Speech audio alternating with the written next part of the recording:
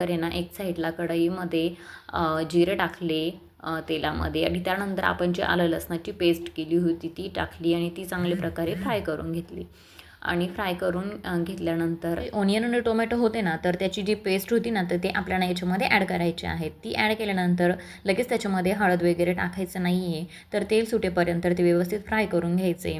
अजिबात कच्चं ठेवायचं नाही आहे. आणि जो पोटॅटो होता तो तुम्ही साईडला स्मॅश करून घेऊ शकता आणि तो आत्ताच आपल्याला ॲड करायचा आहे. ग्राइंड अजिबात करायचा नाही, त्याने अजिबात टेस्ट चांगली लागत नाही आहे. जेव्हा तुम्ही स्मॅश करून टाकता ना, तेव्हा खूप छान टेस्ट लागते. सो मी इथे तो पोटॅटो ॲड करून देते आणि त्यानंतर ते चांगल्या प्रकारे फ्राय करून घ्यायचं आहे आणि तेल सुटेपर्यंत आपल्याला परतून घ्यायचं आहे.